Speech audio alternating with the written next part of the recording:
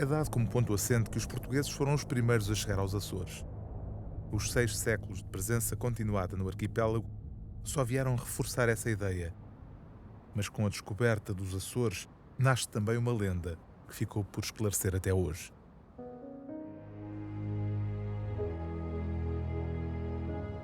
A história do Cavaleiro da Ilha do Corvo, ignorada pela historiografia oficial, é considerada uma lenda.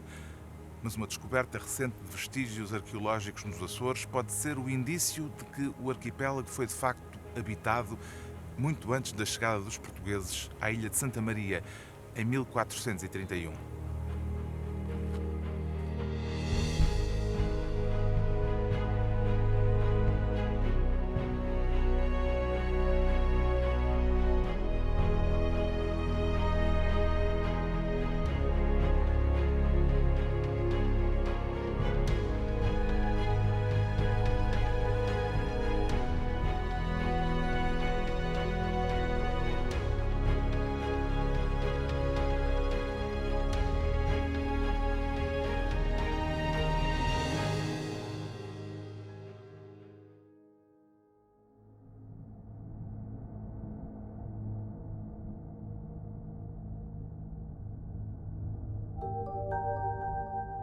Situado no meio do Atlântico, o arquipélago dos Açores é um símbolo do início da grande aventura dos descobrimentos.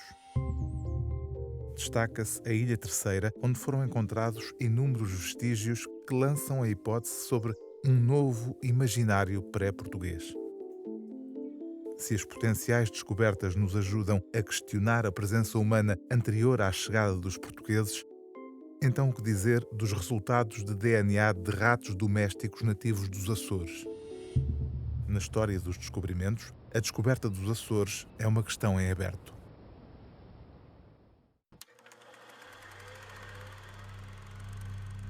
Consta que quando os navegadores portugueses chegaram pela primeira vez à Ilha do Corvo, em 1452, avistaram uma estátua de pedra representando um cavaleiro.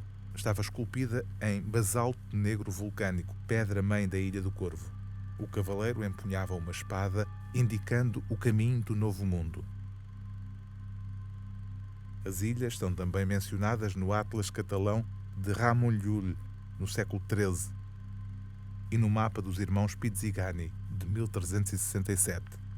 Neste mapa encontramos um detalhe bastante curioso: uma estátua que aponta para o Ocidente. Este episódio tem sido regularmente refutado pela historiografia mais conservadora, mas existe uma fonte com obra e crédito dificilmente questionáveis: o grande humanista e historiador Damião de Góis. Foi ele o escolhido para escrever a crónica oficial do rei Dom Manuel I, e é nesta crónica que Damião de Góis descreve com algum detalhe o episódio da estátua da Ilha do Corvo.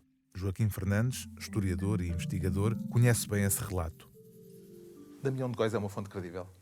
Eu penso que sim. Tenho fundadas razões, que de facto o Damião de Góis é um homem extremamente rigoroso, é um iluminado das nossas letras, da nossa cultura, um grande humanista europeu, e tenho, por isso, grande confiança no seu testemunho e na sua credibilidade, aliás, expressa nas suas crónicas, e sobretudo naquela crónica que nos interessa em particular, a crónica do Príncipe Dom João. Primeira edição de 1567, no capítulo 9, em que o autor trata de algumas particularidades das Ilhas dos Açores e de uma antigualha que nelas se achou.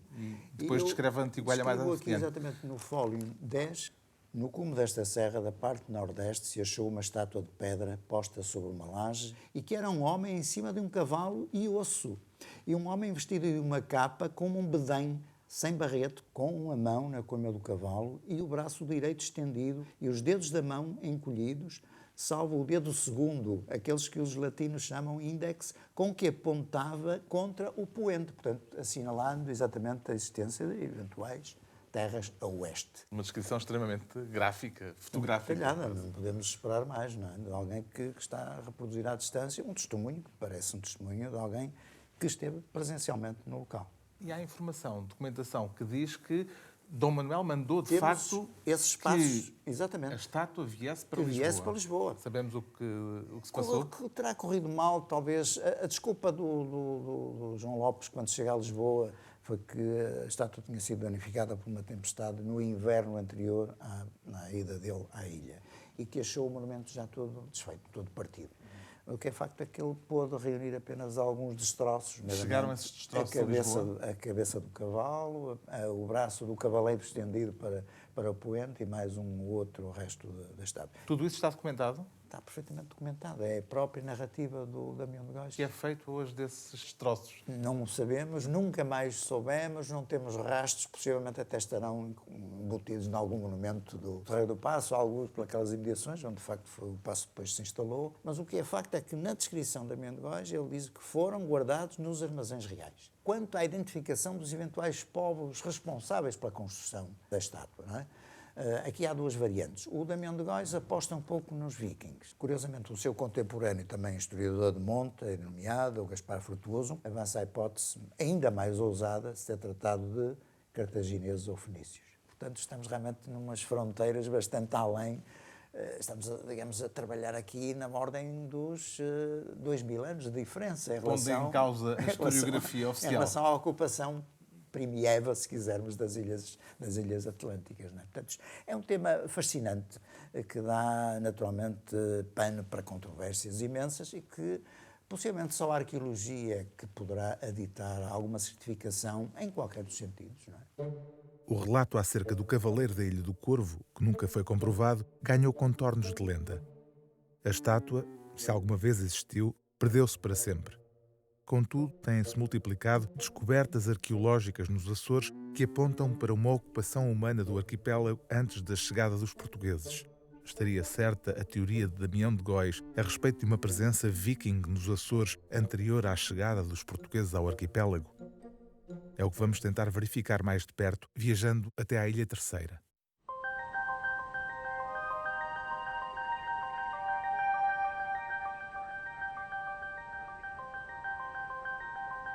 Nos últimos anos, alguns investigadores têm encontrado diversos vestígios sem reconhecimento oficial, mas reportados em publicações científicas internacionais. Mas a confirmar-se a sua veracidade, estas descobertas podem contrariar a história conhecida, que registra 1431 como a data da descoberta do arquipélago dos Açores.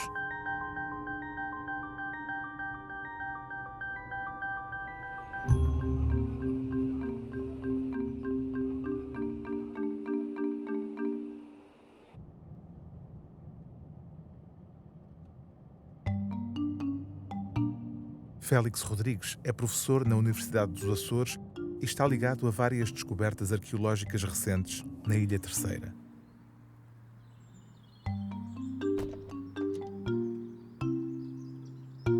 A nossa primeira paragem é no interior da ilha, a 5 km de Angra do Heroísmo. Vamos observar de perto uma curiosidade na área conhecida como Grota do Medo. Neste bosque, Félix Rodrigues descobriu, em 2012, o que parece ser uma série de construções megalíticas.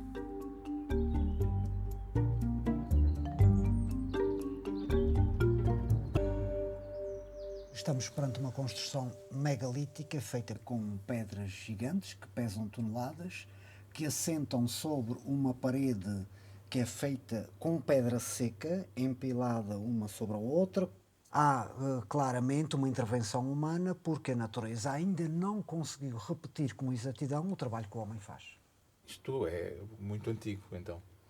Mais uma vez nos remete para um período megalítico do primeiro milénio antes de Cristo. Quer dizer que há aqui um padrão de vários, podemos chamar-lhe monumentos megalíticos nesta zona? Nesta zona temos cerca de 6 estruturas que repetem este trabalho megalítico e que também ajuda a explicar que não é um acaso. E repetem-se os padrões, genericamente? Por cima desta temos uma semelhante, que é outro túmulo com corredor, que termina numa câmara que está atrás de nós e que o padrão é sempre um padrão megalítico de um período extremamente arcaico.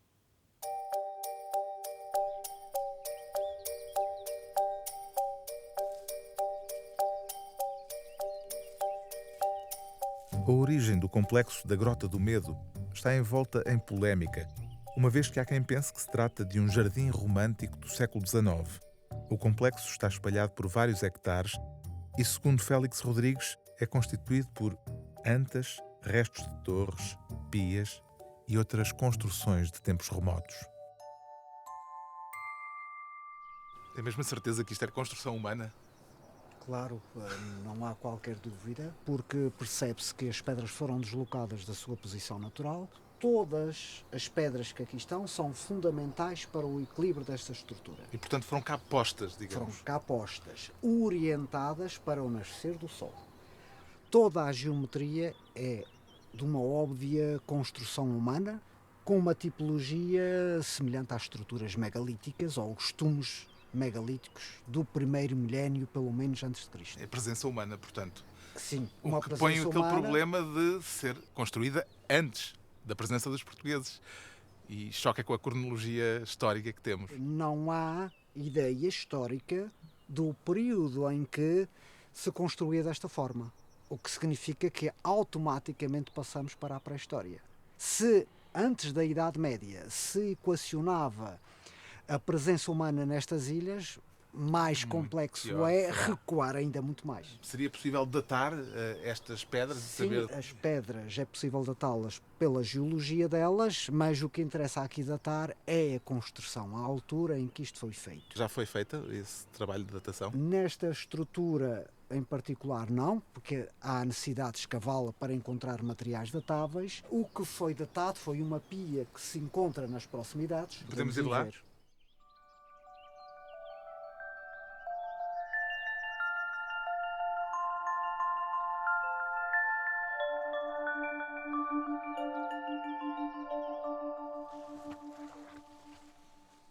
Eu aqui só vejo um buraco.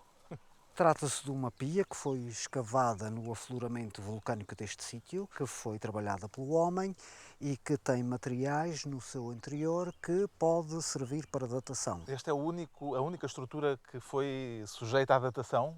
Neste local, a única que foi sujeita à datação foi isto. Como é que isso foi feito? Uma amostra foi recolhida e datada com carbono 14, o que permitiu concluir que os mosquitos... Mosquitos? Sim, porque esta água, quando estagnada, forma mosquitos, que quando morrem, ficam no fundo. E esses mosquitos eram de quando? Teriam mais do que 10 séculos de existência. Mais de 10 séculos? Significa 5 séculos antes da chegada dos portugueses à ilha.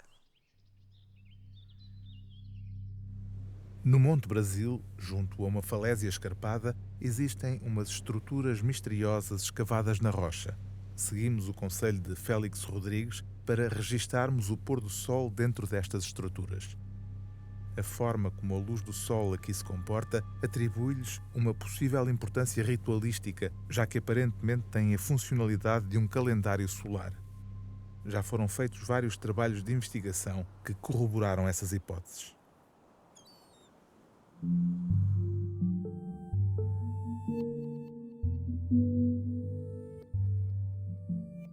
Depois de um belo pôr do sol, vamos descobrir amanhã mais alguns mistérios desta ilha.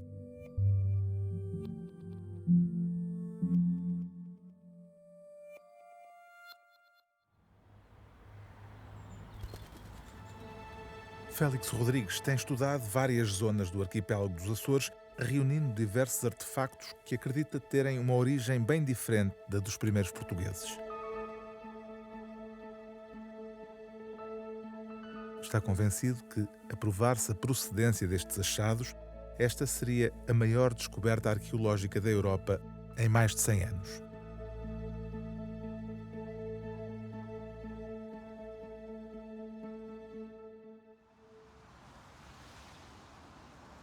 Continuamos a expedição pela ilha.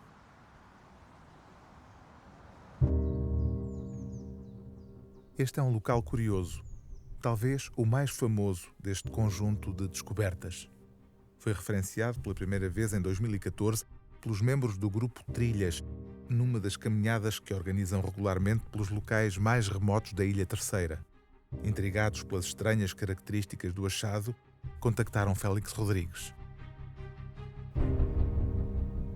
que é que o faz acreditar que houve aqui um columbário num período anterior à presença dos portugueses? A arquitetura e o uso que lhe foi dado. Primeiro, culturalmente, os portugueses não usam cremação. Quando povoamos as ilhas, são Século católicos, quase fundamentalistas. Nem posteriormente pode ter acontecido essa Posteriormente, utilização? não, até basta vermos que nesta ilha não há crematório. Logo, só há enterramentos. E há aqui um pormenor muito interessante, é que as pedrinhas que aí estão, todas elas têm pedacinhos de osso, pedacinhos de carvão e pedacinhos de ferro. O osso não sabemos se é humano, mas que é perfeitamente compatível com cremação e deposição de cinzas. Há aqui uma lógica muito interessante, é que a mesma lógica é aplicada à lógica dos columbários romanos e pré-romanos, em que a ordem das filas tem a ver com a importância dos indivíduos. E a família, o conceito de família, começava no pai e na mãe e terminava nos escravos. E, portanto, há uma hierarquia que também se verifica dentro desse hipotético columbário. Portanto, há outros columbários semelhantes a este noutras partes do mundo? Há a comparação com a arquitetura de outras estruturas. Há outras semelhantes semelhantes zonas do noutras zonas do mundo, nomeadamente em Israel, sul de Espanha, Roma, inclusivamente columbários que foram reutilizados pelos romanos e, portanto, esta lógica corresponde a uma dessas utilizações. E aí está documentada a ancestralidade desses Sim, columbários. porque nada pode ser copiado sem haver conhecimento. Quando alguém repete algo que é culturalmente distinto, é porque tem influência dessa cultura. E em que período é que isso terá acontecido? Voltamos de novo a apontar para um período que corresponderá hipoteticamente ao primeiro milénio antes de Cristo. Há necessidade, mais uma vez, de datações neste local. O que interessa é descobrir a verdade. E a verdade é que culturalmente isto não se explica. São evidentes as semelhanças entre o local das lajes e os columbários romanos encontrados no Vale de Elá e de Beit Lehi, em Israel. Sítios arqueológicos construídos há 2500 anos. Esta hipótese, no entanto, ainda é baseada apenas na observação visual. Precisa agora de ser confirmada de forma rigorosa por escavações arqueológicas e pela datação por métodos científicos.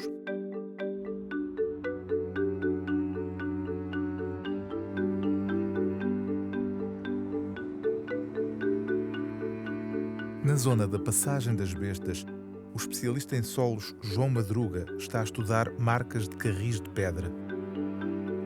Carris que atravessam a ilha e que o investigador assegura serem inequivocamente anteriores à chegada dos portugueses.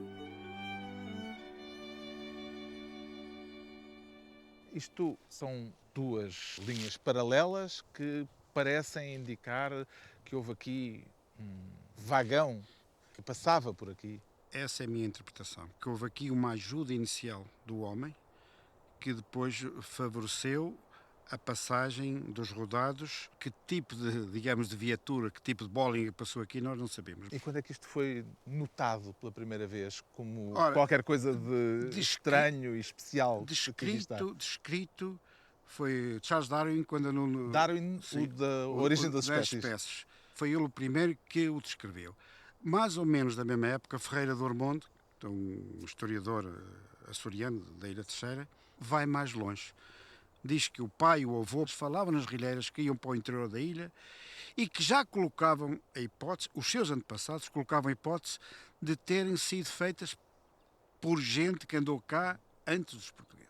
Já há algum processo de datação que nos permita ter uma ideia aproximada? De datação das rilheiras em si, não. Depois das rilheiras estarem feitas, devido às alterações de oxidação e redução, formou-se aqui o que se chama um horizonte plástico, que é um horizonte de acumulação de matéria orgânica, ferro e manganês. E é isso que é possível datar? Que é que está o busilhas da questão. Certo. O professor Félix colheu aqui uma amostra desse tal horizonte de acumulação de ferro e que mandou para os Estados Unidos. Dizem eles que a matéria orgânica que está na composição desse plástico tem mais ou menos 1000 anos, 900 a 1000 anos. Ou seja, as rilheiras serão anteriores. É essa a primeira conclusão que nós tiramos.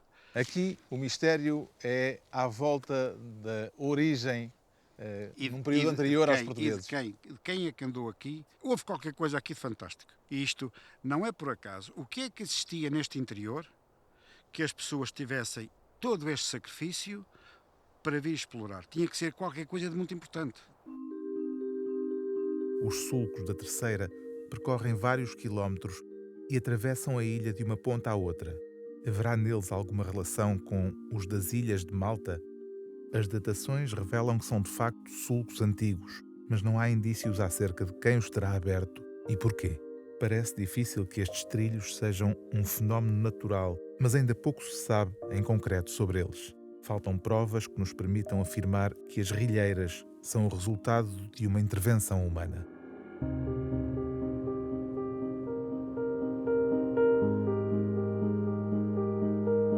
Aqui chegados, é natural que se instale uma dúvida. Então, mas ainda ninguém estudou estes achados?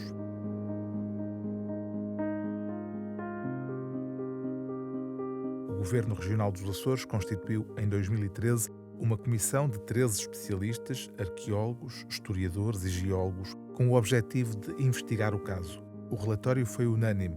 Não foram observados quaisquer indícios de pré-existências às construções anteriormente referenciadas.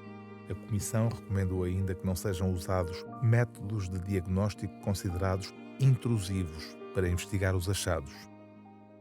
Ou seja, a comunidade científica, apesar de reconhecer valor patrimonial naquilo que foi encontrado, não vê razões para aprofundar o estudo.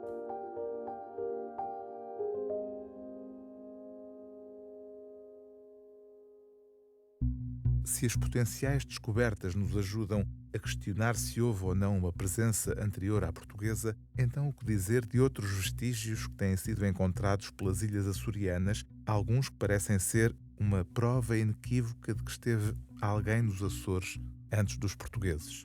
A equipa da bióloga Sofia Gabriel, da Universidade Nova de Lisboa, analisou o ADN de ratos domésticos nativos dos Açores e os resultados revelam algo interessante.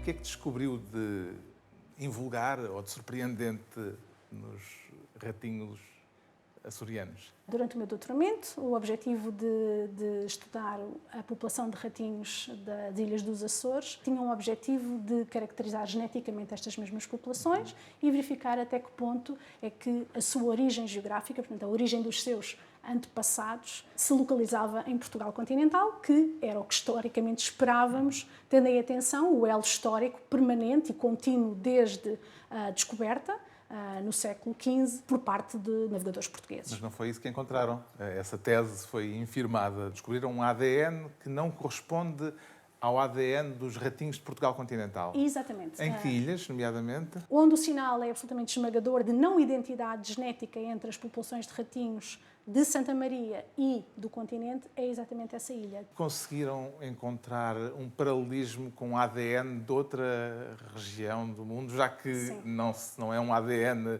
de Portugal continental? Apenas porque existiam sequências publicadas com várias origens na Europa é que foi possível encontrar geograficamente uma área onde as sequências são idênticas. Estamos a fazer suspense. Sim. De onde é que vieram os ratinhos? Pronto, na Ilha de Santa Maria, as sequências que foram encontradas nos animais são muito semelhantes às amostras encontradas em alguns países do norte da Europa, nomeadamente na Islândia, falamos da Dinamarca, falamos das ilhas exteriores da Escócia, do norte da Alemanha. Podemos falar de ratinhos vikings? Podemos especular nesse sentido, absolutamente, sim. A origem da colonização inicial pode ser avaliada através da análise do ADN mitocondrial. Ao comparar o ADN de ratinhos dos Açores com o de ratinhos originários de várias áreas geográficas na Europa, concluiu-se que, em algumas das ilhas dos Açores, o ADN dos ratinhos era muito semelhante ao dos do norte da Europa e muito diferente dos de Portugal continental. Este estudo começou na Madeira. Na Madeira também houve esse resultado surpreendente que veio a encontrar nos Açores? Um ADN diferente dos ratinhos de Portugal continental? Sim, na Madeira o que havia sido encontrado foram sequências de ADN cuja identidade não teve absolutamente qualquer sobreposição com, novamente, as populações de Portugal continental, mas sim com as populações também, elas que carregam sequências com identidade igual àquelas que se encontram no norte. No norte da Europa também. Também são vikings, mas Também são de outra vikings, zona. mas de outra zona, exatamente. Portanto, foi esse trabalho que lançou a suspeição de que, se na Madeira encontrarmos este padrão inesperado, o que será que se passa nos Açores? Esse estudo do ADN tem correspondência em algum tipo de vestígios que validem essa informação obtida através do ADN? Sim, infelizmente nos Açores ainda não chegámos lá. Mas na Madeira encontraram vestígios? Sim, na E o que Madeira é que dizem os vestígios? Que idade têm? tem 1000 anos. 1000 anos? 1000 anos. Ou seja, muito antes da presença portuguesa Muito antes, sim. na ilha. Exatamente. E a coincidir mais ou menos com o período da expansão marítima viking. Absolutamente, sim. O que nos permite especular um bocadinho em termos históricos. Claro que sim. Uma coisa nós temos certa, neste momento para a Madeira, portanto para os Açores ainda não estamos lá, mas para a Madeira temos esta certeza absolutamente inequívoca de que há 1000 anos existiam ratinhos na Madeira. Logo, há 1000 anos, pelo menos, há 1000 anos passou por lá alguém. As discussões acerca de quem terão sido os primeiros seres humanos a chegar aos Açores estão rodeadas de controvérsia.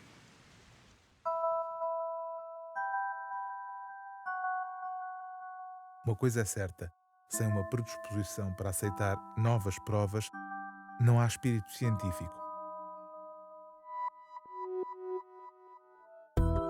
E a prova de que o ADN mitocondrial dos ratos domésticos dos Açores tem muitas semelhanças com as populações de ratos da Escandinávia é só mais um elemento a reforçar as dúvidas que subsistem.